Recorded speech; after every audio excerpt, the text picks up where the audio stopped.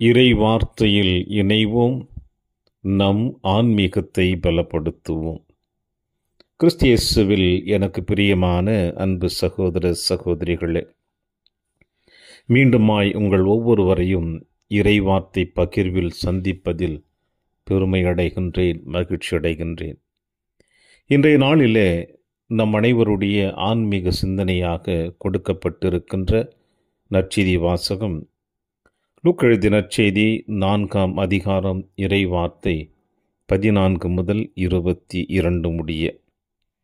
இன்றைய நற்செய்தி வாசகம் எதை பற்றி நம் அனைவரையும் சிந்திக்கவும் சிந்தித்ததை செயல்படுத்தவும் அழைப்பு கொடுத்திருக்கிறது என்றால், ஆண்டவர் இயேசு கிறிஸ்து தன்னுடைய சொந்த ஊராகிய நாசரேத்தில் இருக்கின்ற தொழுகை கூடத்தில் இறைவாக்கினர் எசாயா புத்தகத்திலிருந்து எடுக்கப்பட்ட சுருளிலிருந்து எடுக்கப்பட்ட வாசகத்தை வாசித்ததும், இன்று கேட்ட இந்த இறைவார்த்தை உங்களில் நிறைவேறுகிறது என்று இயேசு சொன்னதையும், மக்கள் அவரை உற்று நோக்கியதையும் இன்றைய இறைவார்த்தை வழிபாடு நமக்கு சொல்லுகிறது.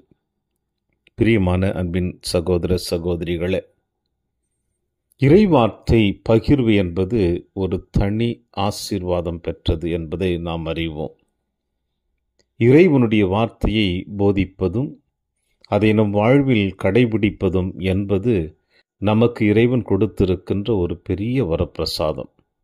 அந்த வரிசையில் இயேசுவிற்கு முன்னதாக இருந்த இறைவாக்கினர்கள் இறைவார்த்தையை அவர்கள் பகிர்ந்து கொண்ட விதமும், மக்களோடு இறைவார்த்தை எடுத்து சென்ற விதமும் பல வழிகளில் ஆச்சரியத்தை கொடுக்கக்கூடியது.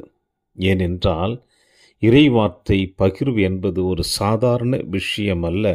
அது மிகவும் ஒரு முள்படுக்கையில் இருக்கக்கூடியது போல அது.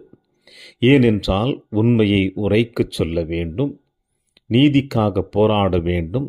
பல போராட்டங்கள் நமக்கு எதிராக வருகின்ற பொழுது கூட அதையும் தாங்கிக் கொள்ளக்கூடிய மனப்பக்குவம் வேண்டும். அப்படிப்பட்ட மனப்பக்குவம் இருந்தால்தான் இறைவார்த்தை பகிர்வு நம்மால் சாத்தியமாகும். அந்த வரிசையில் பார்க்கின்ற பொழுது எத்தனையோ இறைவாக்கினர்கள் இறைவார்த்தையை போதித்தார்கள். ஒரு சிலர் போதிக்க ஆரம்பித்தவுடனே அவர்களுக்கு வருகின்ற இடையூறுகளை பார்த்து அதை விட்டு வெளியே சென்ற தருணங்களும் இருக்கின்றது. அதே போல இன்றைய காலகட்டங்களில் கூட இறைவார்த்தை பகிர்வதற்காகவும் இறைவனுடைய செயல்பாடுகளை தங்களுடைய செயல்பாடுகளில் இணைத்து மக்களுக்கு வாழ்ந்து காட்டுவதற்கு முயற்சி செய்தவர்களில் எத்தனையோ நபர்கள் அதை விட்டு சென்றவர்களும் இருக்கிறார்கள். இன்னும் எத்தனையோ நபர்கள் இறைவார்த்தை பகிர்விலே பல போராட்டங்களை சந்தித்தாலும் அதை தாங்கிக் கொள்ளக்கூடிய நல்ல மனப்பக்குவம் இருப்பதினால்தான் இன்றும் போராடி கொண்டிருக்கிறார்கள். இந்த கருத்துக்களோடு இன்றைய நற்செய்தி வாசகத்திலே நாம் சற்று நுழைந்து பார்த்தோம் என்றால், ஆண்டவர் இயேசு கிறிஸ்து கலிலேயா பகுதியில் இறையாட்சிக்காக தன்னுடைய உழைப்பை கொடுத்து மீண்டுமாய் தான் வளர்ந்த ஊராகிய நாசரேத்துக்கு வருகிறார். அந்த தொழுகை கூடத்தில் ஆண்டவர் இயேசு கிறிஸ்துவிடம் கொடுக்கக்கூடிய எசாயா எழுதிய அந்த சுருளட்டை கொடுக்கின்ற பொழுது அவர் அதில் கண்ட பகுதியை அவர் வாசிக்கின்றார். ஆண்டவருடைய ஆவி என்மேல் உள்ளது, ஏனெனில் அவர் எனக்கு அருள்பொழிவு செய்துள்ளார் என்றும், இறுதியாக ஆண்டவர் இயேசு கிறிஸ்து சொல்லுவது, ஆண்டவர் அருள் தரும் ஆண்டினை முழக்கமிட்டு அறிவிக்கவும் அவர் என்னை அனுப்பியுள்ளார் என்று சொல்லிய பிறகு பின்னர் அந்த ஏட்டை சுருட்டி ஏவலரிடம் கொடுத்துவிட்டு அமர்ந்தார். தொழுகை கூடங்களில் இருக்கிறவர்கள் அனைவரும் அவரையே உற்று நோக்கி கொண்டிருந்தனர் என்று லூக்கா நற்செய்தியாளர் இன்று பதிவு செய்கிறார். இந்த வார்த்தையை, இந்த இறை வார்த்தையை இயேசுவுக்கு முன்னதாக எத்தனையோ மனிதர்கள் வாசித்திருக்கலாம். இன்னும் சொல்ல வேண்டுமென்றால் இறை வார்த்தை பகிர்வில் அனைவரும் வாசித்திருக்கலாம், கேட்டிருக்கலாம். ஆனால் ஏன் இயேசு வாசித்த பிறகு, அவர் வாசித்து முடித்து விட்ட பிறகு ஏன் மக்கள் அனைவரும் அவரையே உற்று நோக்க வேண்டும்?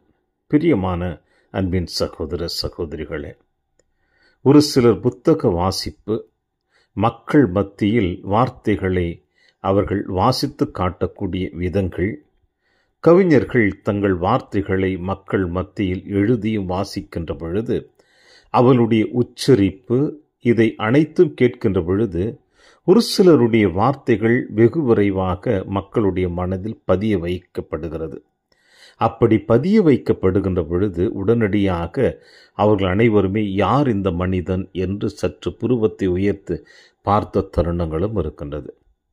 ஆனால் எத்தனையோ இறைவாக்கியர்கள், எத்தனையோ வேதத்தை போதிக்கக்கூடியவர்கள் தொழுகை கூடங்களில் இந்த எசையா வார்த்தையை வாசிக்கின்ற பொழுது நடைபெறாத ஒரு நிகழ்வு இன்று இந்த வார்த்தை இயேசு வாசித்த பிறகு நடைபெற்றிருக்கிறது என்றால், இயேசு அந்த வார்த்தைகளை உச்சரிக்கின்ற விதமே அங்கிருக்கின்ற எல்லோருடைய உள்ளத்தின் ஆழத்திலும் இறை வார்த்தை பகிர்வினுடைய ஆரம்பமாக நிச்சயமாக உணர்ந்திருக்கக்கூடும்.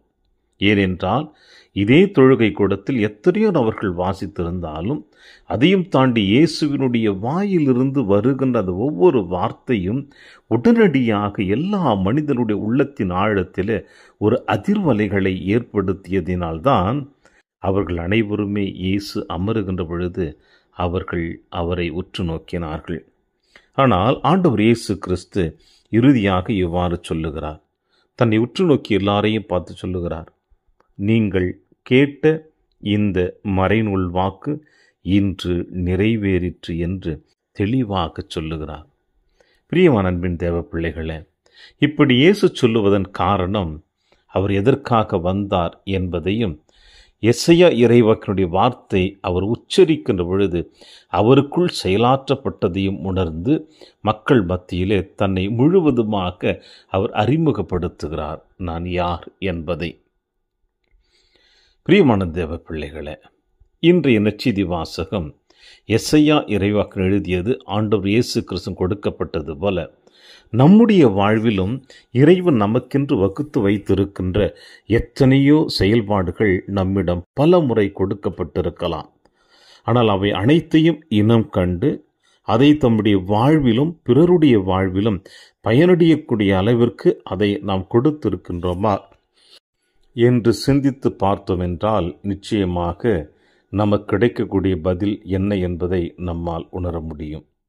எனவே இன்றைய நாளிலே ஆண்டவர் இயேசு கிறிஸ்து தொழுகை கூடத்தில் எசையா இறைவாக்கினுடைய வார்த்தையை தெள்ளத் தெளிவாக வாசித்து அது இன்று நிறைவேறியது என்று சொல்வது போல நாமும் நம்முடைய வாழ்விலே இறைவனுடைய திட்டத்தை உணர்ந்தவர்களாக அதை ஏற்றுக்கொண்டு அதை வாழ்ந்து காட்டினோம் என்றால் நிச்சயமாக கிறிஸ்துவையும் தந்தை கடவுளையும் ஆவியானவரையும் நம் சொல்லிலும் செயலிலும் பிறருக்கு எடுத்து செல்லக்கூடிய அளவிற்கு இறைவன் நமக்கு ஆற்றலை கொடுத்திருக்கிறார் என்ற நம்பிக்கையோடு தொடருவோம். இந்த நாளிலே இறையாசிர் என்று உங்களோடு.